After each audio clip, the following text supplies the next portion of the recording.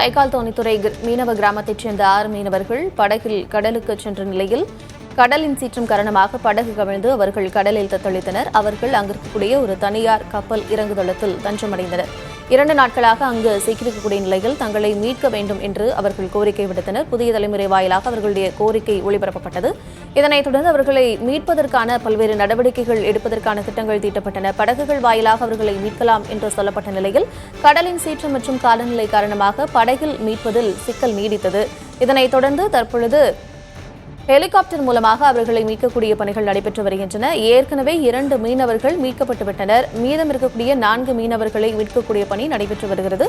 இன்னும் ஒரு சில மணி நேரத்தில், ஒரு அரை மணி நேரத்திலோ 1 மணி நேரத்திலோ அவர்கள் 6 பேரும் மீட்கப்பட்டு விடுவார்கள் என்ற நம்பிக்கை பிறந்திருக்கிறது.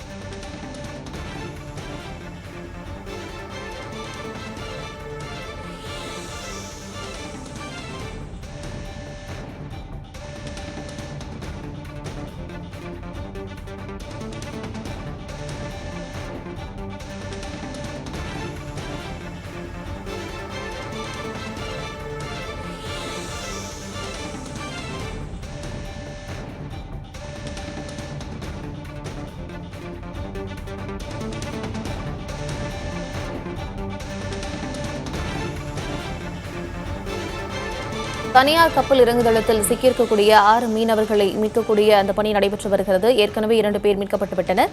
மீதம் இருக்கக்கூடிய 4 பேரை மீட்கும் பணி நடைபெற்று வருகிறது. முதல் காட்சியாக பார்த்துக் கொண்டிருக்கிறோம். ஹெலிகாப்டர் வாயிலாக அவர்கள் மீட்கப்பட்டு வருகிறார்கள். கீழிருந்து அவர்கள் ஹெலிகாப்டருக்குள் இழுக்கப்படும் அந்த காட்சியை நாம் பார்த்து வருகிறோம்.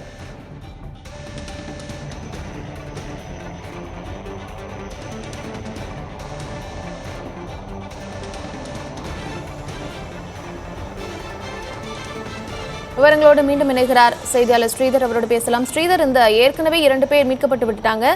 தற்பொழுது மீதம் இருக்கக்கூடிய 4 பேர் மீட்கும் பணிகள் நடைபெற்று வருவதாக சொன்னீங்க. தற்போது அங்கு என்ன நிலை?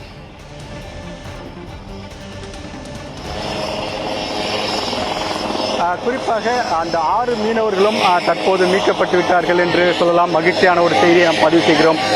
சம்பந்தப்பட்ட குடும்பத்தினர் மிகுந்த மகிழ்ச்சி அடைந்திருக்கிறார்கள். இதற்கு முக்கியமான காரணம் என்பது மீன்வளத்துறை தான். மீன்வளத்துறை நேற்றிலிருந்தே அவர்களை காப்பாற்றுவதற்கான அனைத்து முயற்சியிலும் ஈடுபட்டார்கள். அவர்கள் தற்போது மீட்கப்பட்டு விட்டார்கள். இதைதான் மீனவர்களை எதிர்பார்த்துக் கொண்டிருந்தார்கள். அனைவரும் பாதுகாப்பாக மீட்கப்பட வேண்டும் என்று அவர்கள் கோரிக்கை வைத்தார்கள். மீன்வளத்துறையும் அதேதான் சொல்லியது. கப்பலில் அதாவது குறிப்பாக படகை மூலமாக அவர்கள் மீட்க சென்றால் நிச்சயமாக ஏதேனும் ஒரு பாதிப்பு ஏற்படும். எனவே பொறுத்திருங்கள் என்று தொடர்ந்து தெரிவித்திருந்தார்கள். அதன் அடிப்படையில் தான் பொருத்தத்தின் காரணமாகத்தான் அவர்கள் ஒரு சிறு காயமின்றி தற்போது மீட்கும் காட்சியை நம்மளால் முதல் காட்சியாக பதிவு செய்து வருகிறோம். குறிப்பாக கடலோர காவல் படை விமானம் மூலமாக இங்கு அவர்கள் அழைத்து வரும் காட்சி நம்மளால் பார்க்க முடிகிறது. 3 பேராக அழைத்து வந்து விட்டார்கள். ஏற்கனவே 3 பேரை அழைத்து வந்தார்கள். தற்போது மேலும் 3 பேர் அழைத்து வரப்படும் காட்சி முதல் காட்சி நாம் பதிவு செய்து கொண்டிருக்கிறோம். இந்த பகுதியில் காவல்துறை, மீன்வளத்துறை என அனைத்து துறை அதிகாரிகளும் இங்கு இருக்கிறார்கள். நாம் முதல் காட்சியாக பதிவு செய்த காட்சி தான் புதிய தலைமுறை. நேற்றிலிருந்து இதே பகுதியில் மீன்வளத்துறை அவர்களை சென்று அவர்களுக்கு ஒரு மகிழ்ச்சியும் தெரிவிக்கிறார். குறிப்பாக அந்த விமானப்படை வீரர்களையும் தற்போது அவர்கள் கை கொடுத்து மகிழ்ச்சியும் தெரிவிக்கிறார்கள். எப்படி நீங்க தாங்க மாட்டீங்க? என்ன ஆச்சு உங்களுக்கு? போட் இந்த மாதிரி வலை போட போன இடத்துல இந்த மாதிரி போட்டு அந்த ஓசு கட்டாயி, இன்ஜின் ஓசு கட்டாயி ஒன்றும் பண்ண முடியாத கடலில் அப்படியே இழுத்துட்டு போயிடுச்சு. அது மாதிரி கடல் சீற்றமாக இருக்க சமயத்தில் போகக்கூடாதுன்னு சொல்றாங்கல்ல, ஏன் போனீங்க? 4 நாள் முன்னே போட்ட வலை. சரி, காலையில் கொஞ்சம் மிதவலா இருக்கே, போய் கிளப்பின்னு வந்துடலாம் அப்படின்னு சொல்லிட்டு தான் பார்த்தது. ஓசு கட்டாகவும் எங்களால் ஒன்றும் பண்ண முடியல. வேற போட்டுன்னும் போது அந்த போட்டு கொஞ்சம் தண்ணி பட்டு அதை உள்ள ஓட்டி. அதுக்கப்புறமா மீன்வளத்துறை சொல்ற தகவலை கேட்பீங்களா நீங்க?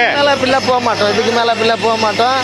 அது நாங்கள் அது ஒரு 4 நாளாக அந்த வலை இருந்ததால் சரின்னு சொல்லிட்டு தான் அதை போய் கிளப்ப போய் அது ஒரு 70,000-80,000 வலை மாட்டிக்கிச்சு. அதை போயிட்டு கிளப்பின்னு வந்தலாம் சொல்லிட்டு தான் போனது. போகும்போது கடல் இப்போ சுத்தமாக குள மாதிரி இருந்துச்சு. பிறகு போயிட்டு அந்த இன்ஜினை ஸ்டார்ட் பண்ணும்போது கொஞ்சம் ஓட்டையாகிடுச்சு. ஓசு ஓட்டையானதால் ஒன்றும் செய்ய முடியல. சரி எல்லாரையும் நம்ம போட்டில் ஏற்றிக்கிட்டு நம்ம கரையை போயிடலாம் சொல்லி பார்க்கும்போது எங்கள் இன்ஜின்லேயும் ஒரு சின்ன ஃபால்ட் ஆகிடுச்சு. அதனால் எங்களால் போக முடியல. சரி கரையை போய் மாட்டிக்க போகிறோன்னு சொல்லிட்டு தான் இங்கே வந்து இதில் ஏறிட்டோம். குறிப்பாக நீங்கள் பார்க்கும் இந்த காட்சி என்பது முதல் காட்சியாக 6 பேரையும் காவல்துறை மூலியமாகவும் குறிப்பாக மீன்வளத்துறைக்கு தான் இதற்கு வந்து மிகப்பெரிய ஒரு மகிழ்ச்சியை தெரிவிக்க வேண்டும். அதிகாரிகள் இங்கே இருக்கிறார்கள். தொடர்ந்து இந்த அதிகாரிகள் தான் சார் உங்களுக்கு மிகப்பெரிய வாழ்க்கையிலும் மகிழ்ச்சியும் தெரிவிக்கிறோம். இந்த 6 குடும்பத்தையும் நீங்கள் காப்பாற்றி கொடுத்து விட்டீங்க. இதை எப்படி பார்க்குறீங்க? மீனவர்கள் என்ன கோரிக்கை வைக்கிறீங்க? மீனவர்களை வந்து நம்ம காப்பாற்றுறது தான் எங்களோட நோக்கம். அதுக்கான முயற்சிகள் செஞ்சோம். அரசாங்கமும் ஒத்துழைப்பு கொடுத்தாங்க. நல்லபடியாக காப்பாற்றிட்டோம். அது ரொம்ப நன்றி. குறிப்பாக மீன்வளத்துறை ஒரு மகிழ்ச்சியை தெரிவிக்கிறார்கள். அந்த விமானம் காப்பாற்றப்பட்ட விமானம் தற்போது இங்கிருந்து புறப்பட்டு சென்ற காட்சியை பார்த்துக் கொண்டிருக்கிறோம். மீனவர்களுக்கு தொடர்ந்து வந்து மீன்வளத்துறையாக சொல்லப்படும் காட்சி என்னவென்றால் நாங்கள் தொடர்ந்து வந்து மீனவர்களுக்கு அறிவுறுத்தி வருகிறோம். ஆனால் அவர்கள் கேட்காது இதுபோல் மாட்டிக்கொண்டிருக்கிறார்கள். அதன் காரணமாகத்தான் இதுபோல் ஒரு விபத்து ஏற்பட்டிருக்கிறது. ஐயா, நீங்க ஒரு மூத்தவரா இருக்கீங்க, பல நாளா வந்து அனுபவம் உள்ளவர். ஏன் அங்க மாதிரி சமயத்துல போனீங்க? அங்க இல்லைங்க, நாங்க ஆத்துல தான் மீன் பிடிப்போம், கடலுக்கே போக மாட்டோம். அப்போ மோத்தாரத்தில் கட்டிட்டு வந்துட்டோம் வீட்டுக்கு. புயல் சொல்லிட்டாங்கன்னு சொல்லிட்டு 2 நாள் சென்று சரி 26ஆம் தேதி போய் காலையிலே கிளப்பணும். அது என்னாச்சு, காற்று மழை வலையை கிளப்ப விடாம பிடிச்சி இழுத்துட்டு போச்சு. இழுத்துட்டு போனால் அந்த என்ஜின் வந்து ஓசில் ஒரு ஓட்டை விழுந்து போச்சு. அந்த ஓட்டை விழுந்ததால எங்களால் ஸ்டார்ட் பண்ணின்னு வர முடியல. அதுலேயே அப்படியே அடிச்சுக்கிட்டு அந்த அப்படியே தூக்கிட்டு போகுது. அப்படியே தூக்கிட்டு போய் அந்த கப்பை கிட்ட போகும்போது அதில் இடித்து ஏணியை பிடிச்சிக்கிட்டோம். நாங்கள் அந்த கம்பியை எல்லாரும் ஒன்றிய கிடுக்கிட்டு ஒரு போட்டு உள்ள ஓடி போச்சு. ஒரு போட்டை எச்சரிக்கை முன்னே நகரத்தை போட்டு விட்டுட்டோம். அப்பயே நாங்கள் என்ஜின் ரிப்பேர் ஆன போட்டு வேற போட்டில் வந்து இதில் ஏறியே நாங்கள் அதில் மேலே ஏறி போயிட்டோம். இப்போ 2 நாள் அங்கே தங்கி இருந்தீங்களா? அங்கே உணவு சாப்பாடு எல்லாமே கொடுத்தாங்களா? உங்களை எப்படி பார்த்துக்கிட்டாங்க? கொடுத்தாங்க. சாப்பாடு கொடுத்தாங்க, கஞ்சி போட்டாங்க, காலையில் டீ கொடுத்தாங்க, கட்டன் டீ அதெல்லாம் கொடுத்தாங்க. இந்த சௌகரியமாக செஞ்சாங்க. ஒன்றும் ப்ராப்ளம் இல்லை. படுக்கிறதுக்கு நீங்க இது மாதிரி கடல் சீட்டுற சமயத்தில் போவீங்களாங்க? இனிமேல் போகவே மாட்டாங்க. கடல்ன்றதே எங்களுக்கு பிடிக்காது. மீன் தைக்கால் கிராமம்னா 6 தான். அது எங்களுக்கு 6 தான் விட்டாங்க. ஏதோ ஒரு ஆசைப்பட்டது படியில போட்டப்போ இழுத்துட்டு போய் போச்சாங்களே. இதாங்க. குறிப்பாக இனிவரும் காலங்களில் இதுபோல் நாங்கள் கடல் பக்கம் செல்ல மாட்டோம் என்று சொல்லக்கூடிய அளவுக்கு அவர்கள் ஆபத்தில் சிக்கியிருந்து தற்போது மீட்கப்பட்டிருக்கார்கள். தம்பி, நீங்க போனீங்க, நீங்க அந்த 2 நாளா எப்படி இருந்தீங்க? அங்க உணவுலாம் உங்களுக்கு கிடைச்சதா? என்ன மாதிரி பாதுகாப்பு ஏற்படலாம் அங்க அதிகாரிகள் செஞ்சு? ஒண்ணுமே குறையில, எல்லா சாப்பாடு எல்லாம் கொடுத்தாங்க. அதெல்லாம் ஒன்றும் பிரச்சனை. ஏன் ஒரு பயத்தோட இருக்கீங்க? என்ன ஆச்சு அங்க? குளிர் தாங்கலையா? என்ன ஆச்சு உங்களுக்கு? அதெல்லாம் ஒண்ணு பாக்குறது இந்த மாதிரி பண்ணது இல்ல, நடந்தது கிடையாது. பாட்டு மாதிரி. குறிப்பாக இவர்கள் அனைவருமே ஒரு பதட்டமான சூழல் தான் இருக்கிறார்கள். மீனவர்கள் 6 பேரும் மீட்கப்பட்டு விட்டார்கள். இந்த காட்சியை தான் நாம் பார்த்துக் கொண்டிருக்கிறோம். முதல் காட்சியாக இந்த கிராமம் முழுவதும் மீனவர்களுக்கான பாதுகாப்பு எந்த அளவுக்கு இருக்குது என்று இங்கே நேரடியாக வந்து அந்த மீனவர்கள் காப்பாற்றிய காட்சியை பார்த்துக் கொண்டிருக்கிறார்கள்.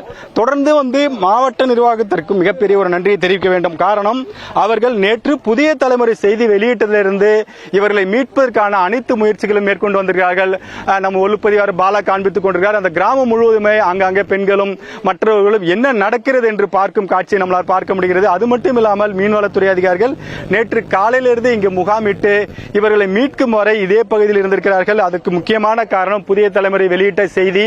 அந்த செய்தியின் அடிப்படையில் மாவட்ட நிர்வாகம் அரசிடம் தொடர்ந்து பேச்சுவார்த்தை நடத்தியது. அது மட்டுமில்லாமல் இன்று கூட அவர்கள் வந்து இதுவரைக்கும் மீட்கப்படவில்லை என்று சொன்னதன் அடிப்படையில் தமிழக அரசு உடனடியாக இதில் தலையிட்டு கடலோர காவல்படையின் விமானம் இங்கு அனுப்பப்பட்டு 6 பேரும் தற்போது மீட்கப்பட்டுள்ளார்கள். இந்த 6 பேரும் ஒரு பதற்றமான சூழல் தான் நம்மளால் பார்க்க முடிகிறது. ஆனால் முகத்தில் ஒரு பெரிய மகிழ்ச்சி இருக்கிறது. நீங்கள் பார்க்கலாம், 6 பேர் முகத்திலும் ஒரு பெரிய நிம்மதி பெருமூச்சு இருக்கிறது.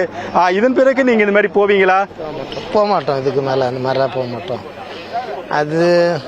அது வலைய போய் கிளப்பணுன்ற இது ஒரு இதால போயிட்டோம். அது இதுக்கு மேல அது மாதிரிலாம் போக மாட்டோம். தம்பி, நீங்க இதுக்கப்புறம் கடலுக்கு போவீங்களா? இது மாதிரி இல்லை, இது மாதிரி போக மாட்டோம். ரொம்ப கஷ்டப்பட்டு தான் வந்தோம். அங்கே நல்ல வேலை நல்லா காப்பாற்றிச்சு எங்களை.